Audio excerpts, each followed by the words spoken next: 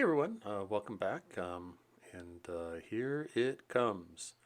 The engine. Oh, that box was empty, but that one isn't. That one's got the engine in it, and that's what it looks like outside the box. So, um, yeah, it's time to start putting that big heavy thing up front. I just did some last minute final tweaks to the fuel lines there. Um, I think I might have put too much torque on that section, so I backed it off just a little bit and just checked everything because it's just going to be a lot harder to get to this section after the fact. So it's sort of a. I'm hoping that I don't have any leaks, but we'll address that when we get to that point. Um, so just need to start working on getting the engine mount back on the front of the airplane. This is a little tricky to do by yourself, but if you just balance it just right, you can get the bolts fed in the back from the back and put the nut on the front so that you can get the good nut. What is it? The part that you paint on the nut to make sure it doesn't turn. So it's a better way to do it because once you put the front portion of the interior on with the avionics and all that stuff, you'll never be able to see it, or it'll be really, really hard to see. This is just going to be a quick visual inspection this way. I know the instructions say to go the other direction, but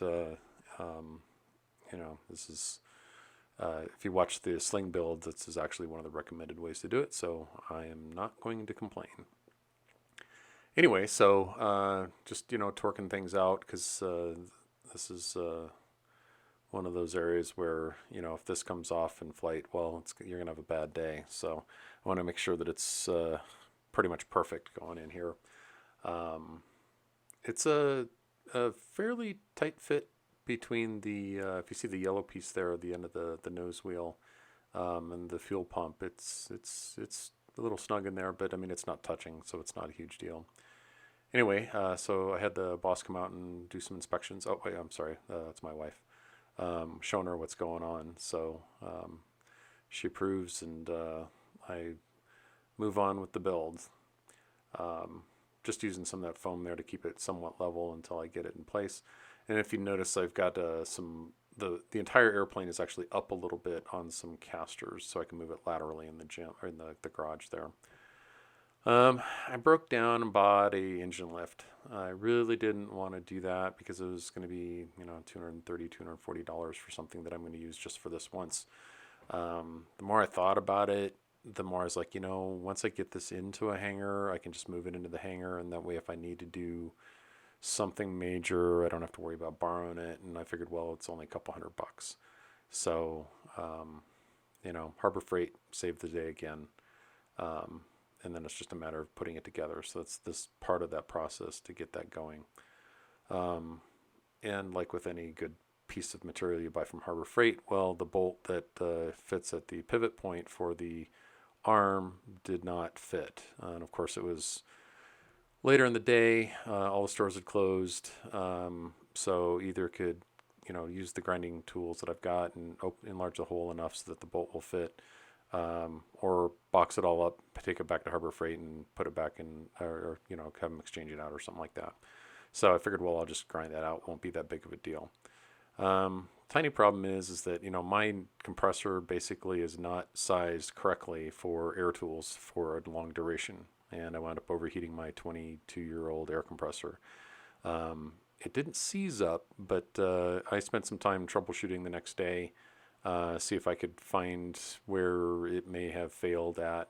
But it's something in electronics, and it's 22 years old. So I didn't want to buy a engine lift turned into, because of a couple $100, turned into another $250 for a much larger air compressor. So got that out, got those holes grind out, got the engine lift fixed. So $500 later, I've got an engine lift, but I've got a new air compressor too, and it's 26 gallon instead of 13. So it's nice. Anyway, so onto the engine mount. This is the instructions for it. One thing to pay really close attention to on this, there's these dampened rubber dampers that go top and bottom, and they are numbered differently. So one, if you look at the left, it's 1, and number 4, it's in the right, and they are opposite on the bottom. The reason is because there's an angle or a slope to that. So you want to make sure that you get the correct dampener going in the right location. Um, if you could look at the video here, you can see the lower bolts are already in because those angle in there just right, and that's at the top section. Now I'm going to let everybody in a little tip here. Of course, it took me putting the motor on 3 times before I actually sorted this out.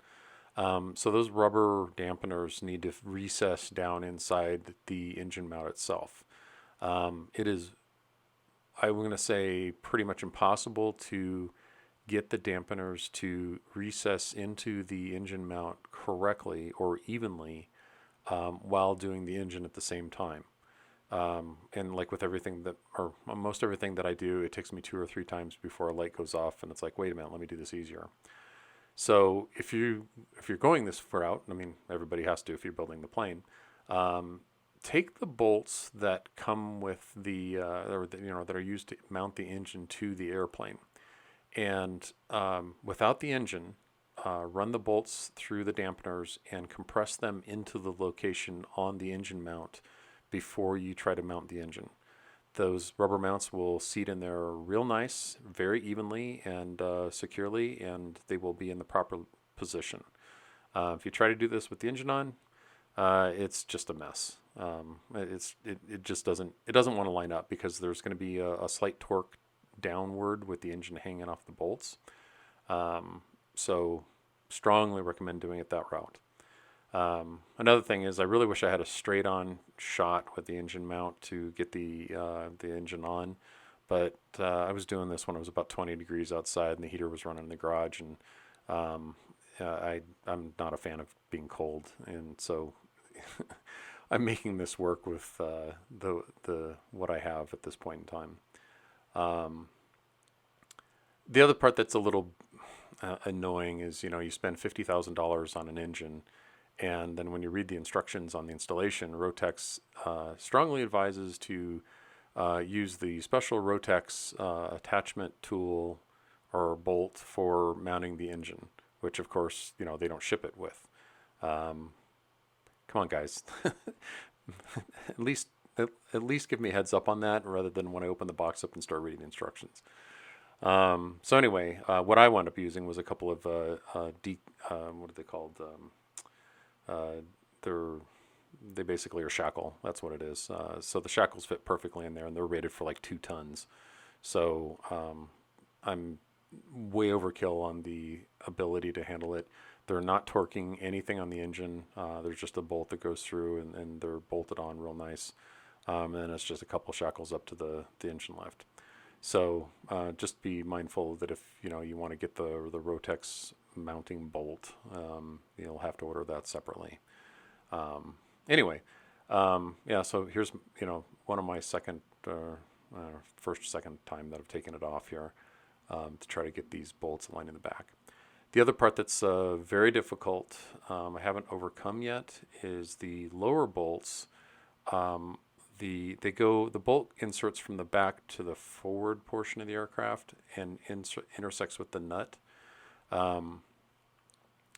The nuts are located in a position where I'm not sure what tool they expect you to get in there, because it's smaller than what you can get any tool that I have in there. I've since bought a couple of or a wrench that is meant for narrow spaces. But it's a really tiny area. So I haven't completed that stage yet. That's going to be the work for the next couple of days as I'm recording this. I hope it's going to work. If it doesn't, I'm going to start making some phone calls, because I'm not going to be able to apply the proper torque to the bolts if I can't get a good grip on the nut itself.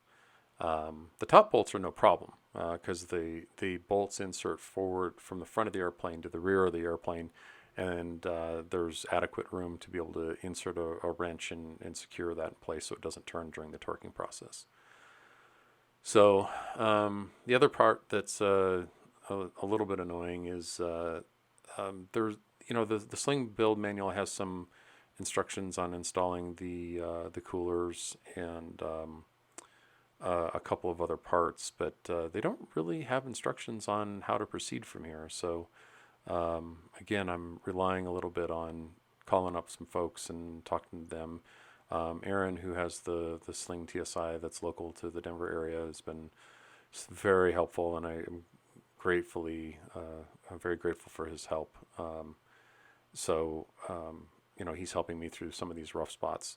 But basically, all the wires you see hanging off there, short of the two that are still in little bubble wrap hanging down, all get routed around inside the cabin. And, it's take your pick on how you want to do it. Apparently, there's no instructions.